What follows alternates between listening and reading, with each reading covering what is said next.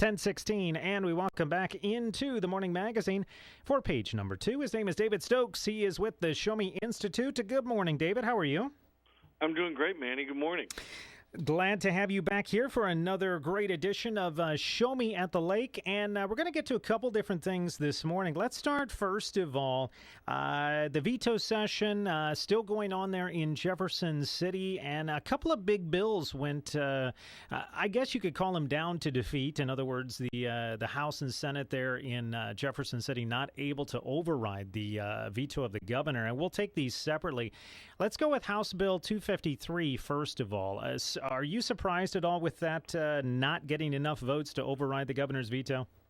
Well, I'm disappointed, but not surprised. I think it was pretty clear in the days leading up to the veto session that there were going to be certain House Republicans who were not going to override the veto. Some of whom had voted against it in the first place. And this is I don't care who they were or which party they are or anything. It's just unfortunate that Missourians aren't going to get a tax cut to help us compete against neighboring states like Kansas. It's amazing that you look at that entire notion of the tax cut. It would have been the first tax cut for people in the state of Missouri since 1921. And overdue, I would say. Yeah. It was a tax cut on the corporate income tax rates and a smaller tax cut on individual income tax rates, and it would have helped Missouri. Critics of the tax cut bill said that they talked out of both sides of their mouths, generally speaking, here, and that they said it accomplished too little and didn't do much anyway, but also that it was going to cost our public services enormous amounts of money. So they said it was, on one hand, it wasn't enough to help, but on the other hand, it was going to have these devastating effects in tax cuts. And both of those things really can't be true. The fact is, it was a small tax cut generally. It was a step in the right direction, but it really was a positive step in the right direction. And with Kansas cutting taxes sort of across the board for residents and businesses, particularly small businesses. And, they're not playing selective games like with TIF or other type of incentives now. They just cut taxes for everybody a year and a half ago. And Missouri should have responded, and it's just unfortunate that we're not going to this session. The other part of the bill was, and even lawmakers that were trying to get the veto override there in the House, they even said there was some language in the bill they were a bit concerned about, and in particular the one part of the bill that did talk about the prescription drug tax, and there were some other words in there too that maybe could have been written differently. Do you think some of that, along with the campaign by the governor talking about school funding and how that was going to be impacted, do you think those two factors influence lawmakers in their decision? Oh, absolutely. And I hope that next year in the next session that the supporters of a tax cut are going to come back with something cleaner and simpler, and just not include all that extra stuff and not involve prescription drugs and these types of things, and just make it a simple, clean bill cutting tax rates for Missouri individuals and Missouri companies. And I think if they do that, it'll have a much better chance of passage and hopefully then being signed by the governor. And it does appear already, House Speaker Tim Jones already said yesterday, almost as soon as the bill went down or was not going to, they didn't have enough votes for the override. He almost for certainly guaranteed that something like this will be reintroduced when the General Assembly heads back in January. The other big bill, and it's interesting because we have talked about this a little bit on Show Me at the Lake, but not that much. The other bill that a lot of people had their eyes on, and not just in the state of Missouri, but around the country, and that's this gun control law that the House actually was able to override, but the Senate, not the same story yesterday. And that was an interesting situation, and it's not something that the Show Me Institute generally focuses on, but I'm happy to talk about it here with you for a few minutes. Sure. It was a very difficult bill.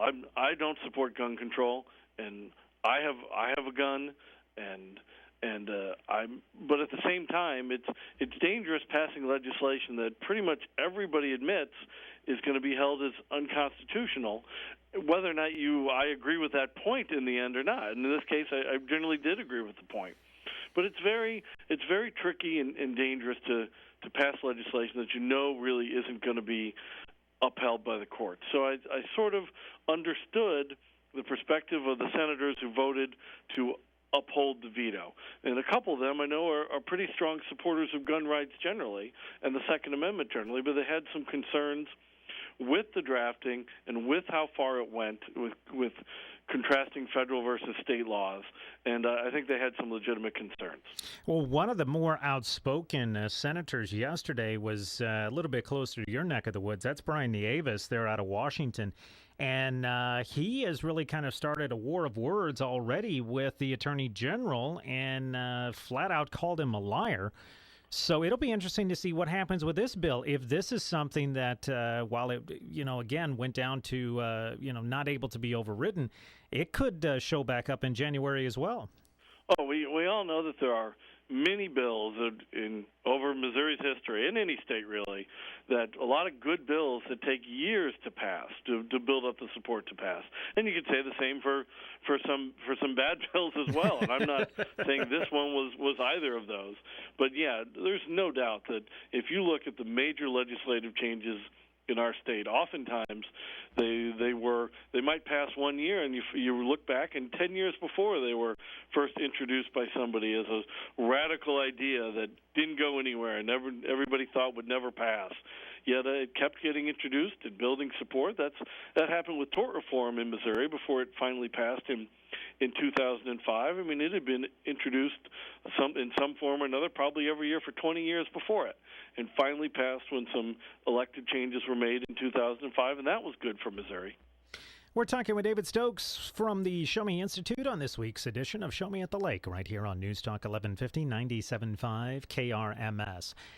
The interesting other part of this gun control bill is how much national attention it had, not only from the time that the House and Senate Missouri voted on it, but the reaction that started coming in yesterday, actually late last night, early this morning, from around the country. Is that something that Missouri's now going to be looked at, I guess, is how our lawmakers decide some of these bills, whether to pass them or to try to override a governor's veto? That seems kind of unusual. Well, gun control is such a gun control or gun rights, however you feel about it, certainly is a national issue that gets so much media attention. Look at all the attention of the recall election of a couple Colorado state senators got just 2 or 3 days ago. I mean, that was in many ways just a minor state issue, but in other ways had huge national repercussions and got a lot of national attention as 2 Colorado state senators who had supported gun control went down to defeat in a recall election.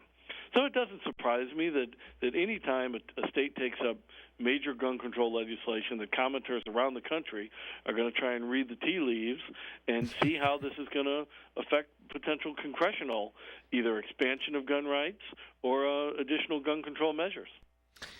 The other thing that we did want to spend a little bit of time on here this morning on this edition of Show Me at the Lake here at News Talk KRMS was to talk a little bit more about dock regulations. And an article that came out recently was in the Lake Business Journal, not necessarily talking about anything new per se when it comes to dock safety, but it really tried to emphasize the point that education is probably going to be the best way for emergency responders and others to, again, get the word out that people do need to get their docks inspected. Absolutely, and it's a very good article in the Lake Business Journal, and it's a point that we've made in our discussions over this important topic over the past several months. And then it's important to remind people that you don't have to wait for a law to be passed or an electrical inspection requirement to be enacted to have your dock inspected by a qualified electrician to make sure that the ground faults and other electrical components on your dock are safe. So I think we would all agree, and I support some level of regulation here But even people who don't, who have legitimate concerns about government overreach there, we can all agree that the regulations aren't going to work if there isn't buy-in from the residents of the Lake Ozark community. And there isn't going to be that buy-in without a public education campaign.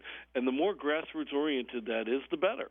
And for the people in the area, particularly, obviously, the dock owners, but really everybody, to just recognize the potential danger and the ease and simplicity of the fix, just getting an inspection every couple of years, maybe more frequently, maybe less, depending on how much of the dock gets used, to have just people come out and quickly check it and make sure that it's safe and solid and going to withstand hits from a boat or a jet ski for the next few years. To make sure that it's safe is just so important. And no matter what regulations are passed, and again, I think someone's coming would be helpful.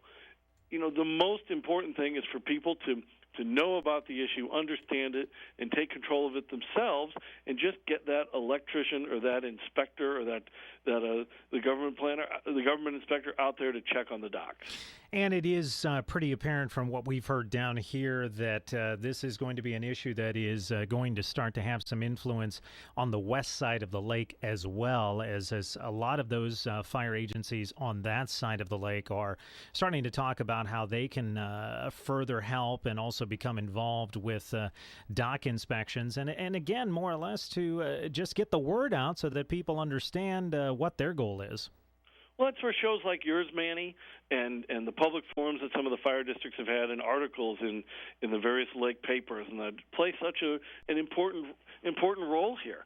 As the fire districts sort of work together to come up with a plan, it is important that the plan not be too burdensome per se, and particularly that the overall plan doesn't restrict who can do the inspections too much. As I've said many times in op-eds and on this show, it's important that the private sector, private electricians, be allowed to participate. And I know fire districts right now don't necessarily have that authority to do that, but as Jefferson City legislators, perhaps in the next session, as they expand the authority for dock inspections, they need to make that a part of the bill. They need to make that a part of the proposal. And that's what's going to keep costs down and make it simple and easy for people to do these inspections. And when it's affordable and simple and easy and people know about it, then you know what? Then the average dock owner in the Lake of the Ozark area is going to have that inspection done every year or every 2 years as necessary, and that's going to improve safety for everyone. David Stokes with the Show Me Institute. As always, thank you so much for the visit on this week's edition of Show Me at the Lake. If folks have more questions or perhaps would like to know more about what happens there at the Show Me Institute, please give us that web address. Thank you, sir. Manny, I always enjoyed talking with your listeners so much, and your listeners can read a lot about what we've written about the benefits for income tax cuts for Missourians at showmeinstitute.org or on our daily blog, showmedaily.org, or they can follow me on Twitter at David C. Stokes. David Stokes with the Show Me Institute. We will visit again next Thursday right here on News Talk KRMS for another edition of Show Me at the Lake. Have a great weekend and a good week, and we'll visit again next Thursday. You too, Manny. Talk to you next week.